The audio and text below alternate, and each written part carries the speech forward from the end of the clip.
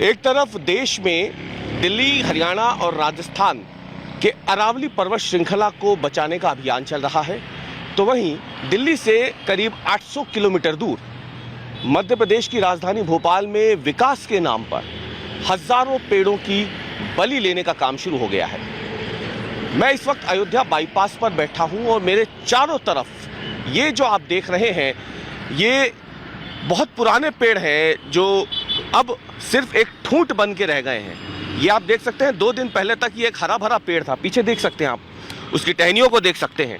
ये एक हरा भरा पेड़ था 2 दिनों पहले तक, जो इस समय पूरी तरीके से ठूंठ में बदल चुका है। और ये जो तस्वीरें हैं, ये बता रही है कि कैसे विकास के नाम पर इन हरे भरे पेड़ों को काटने का काम बाकायदा अनुमति के साथ शुरू कर दिया गया है। अब हम आपको बताते हैं कि पूरा प्रोजेक्ट क्या है। ये प्रोजेक्ट है दरअसल भोपाल के अयोध्या बाईपास को 4 लेन से बढ़ाकर 10 लेन करने का। भोपाल जब बना था तो छोटा एक शहर था, धीरे धीरे बसाहट बढ़ती गई, शहर में यातायात का दबाव बढ़ता गया और ऐसे में उस यातायात के दबाव को कम करने के लिए इस बाईपास सड़क का निर्माण किया गया। ये आप देखिए सामने, ये जो पेड़ कटा हुआ है, ये कई पुराने पेड़ हैं। बताया जाता है 50-50 साल से ज़्यादा पुराने पेड़ों को एक झटके में काट दिया गया है चौड़ीकरण के नाम पर। ये अयोध्या बाईपास है। भोपाल के एयरपोर्ट से जब आपको रायसेन रोड की ओर जाना हो तो इसी सड़क का लोग ज़्यादातर इस्तेमाल करते हैं, क्योंकि ये भोपाल के ट्रैफिक को बाहर से बाईपास करते हुए निकल जाता था। लेकिन समय आगे बढ़ता गया, भोपाल शहर का विस्तार होता गया और इस बाईपास पर कई रिहायशी कॉलोनियाँ कट गई, बाजार भी कटे और ऐसे में इस सड़क पर जाहिर सी बात है यातायात का दबाव भी बढ़ा। यातायात का दबाव आज की तारीख में इस सड़क की जो क्षमता है उससे ज़्यादा है। आप तस्वीरों में भी देख सकते हैं, इस सड़क को जब बनाया गया था करीब 15-20 साल पहले, उससे भी पहले, तो यहाँ पे उतना यातायात नहीं होता था। ये शहर सड़क के बाहर हुआ करती थी, लेकिन अब ये शहर के बीचों बीच आ चुकी है।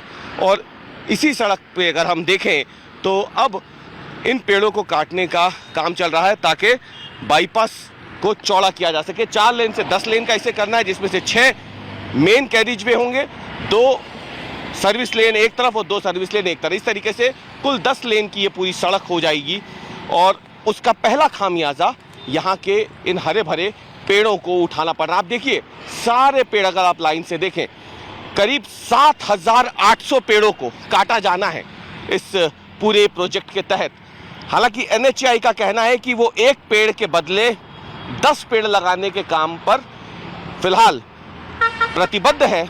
लेकिन सवाल उठता है कि भोपाल जैसे शहर में, जो कि देश की सबसे हरी भरी राजधानियों में से एक का तमगा लिए बड़ी गर्व से पूरी दुनिया में अपना नाम रखती है, उसी हरी भरी राजधानी में इन हरे भरे पेड़ों को चौड़ीकरण के नाम पे काटा जा रहा है। और अब इसका विरोध उठाना शुरू किया है। जी याचिका करता है नितिन सक्सेना, उन्होंने याचिका लगाई है कोर्ट में इन पेड़ों की कटाई रोकने के लिए। दूसरी तरफ आपको बता दें कि पर्यावरण वेदी प्रेमी जो हैं वो भी इन पेड़ों की कटाई का लगातार विरोध कर रहे हैं। और सवाल अब बार बार उठने लगा है कि क्या विकास के नाम पर इन हरे भरे पेड़ों को इस तरीके से काट देना यही इकलौता विकल्प होता है, या फिर कोई दूसरा रास्ता भी निकाला जा सकता है? क्या इस सड़क को चौड़ी करना ज़रूरी है या फिर कोई दूसरा वैकल्पिक रास्ता निकाल करके यातायात के दबाव को कम किया जा सकता है? ये तमाम सवाल इसलिए उठने लगे हैं क्योंकि इस सड़क के चौड़ीकरण के नाम पे 7,800 से ज़्यादा पेड़ों की कटाई का काम अब शुरू हो गया है। आपका पूरा नाम बता दीजिए और आप क्या करते हैं? मैं नितिन सक्सेना हूँ और पर्यावरण के लिए पर्यावरण मित्र के रूप में कार्य करता हूँ। नितिन जी, ये अयोध्या बाईपास का चौड़ीकरण का काम शुरू हो गया है और आपने याचिका भी लगाई है पेड़ों की कटाई के विरोध में, तो क्या आपने याचिका लगाई थी और अभी क्या स्टेटस है इस फिलहाल प्रोजेक्ट का? देखिए, वर्तमान के अंदर हमारी याचिका अभी भी प्रक्रियाधीन है और विचाराधीन है माननीय NGT में, जिसपे सुनवाई भी हुई है। और सुनवाई होने के बाद चूंकि अभी ऑर्डर उसका आया नहीं है और हमने हमारे तथ्य पूरे रखे थे कि जब तक NGT कोई भी स्पष्ट आदेश जारी नहीं करती तब तक ये चीजें कटाई और ये सब चीजें नहीं होना चाहिए। लेकिन CEC कमेटी ने आनन फानन में 12 तारीख को कमेटी आदेश जारी कर दिया कि कटाई करें।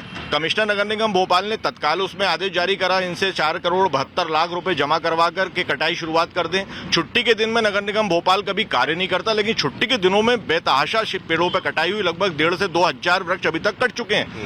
हमारा केवल इतना कहना है कि मध्य प्रदेश सरकार को यह सोचना था कि मामला जब न्यायालय में विचाराधीन है तो न्यायालय का सम्मान करना था। हम न्यायालय के आदेश का इंतजार कर रहे हैं। इसमें सबसे बड़ा मुख्य बिंदु हमारा ये था, माननीय एनजीटी में वैकल्पिक मार्ग, इस मार्ग के अलावा ऑलरेडी होशंगाबाद और इंदौर को जोड़ने के लिए एक 66 मीटर की बाईपास सड़क पहले से मौजूद है। जब पहले से मौजूद है, जिसे हम सहारा बाईपास के नाम से जानते हैं, उसके बाद एनएचएआई को ऐसी क्या आवश्यकता आन पड़ी कि शहरों के बीचे बीच इस टाइप का रोड बनाना था।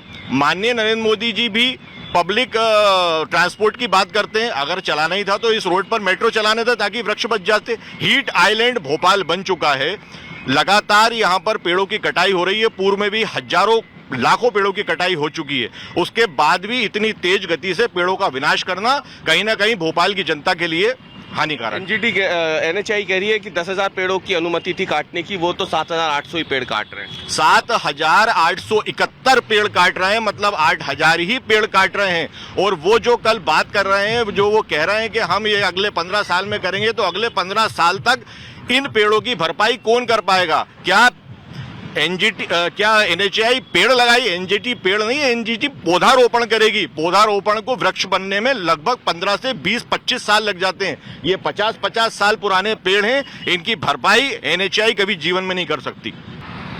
कैमरामैन प्रतीक के साथ अवीश पाल सिंह, भोपाल आज तक।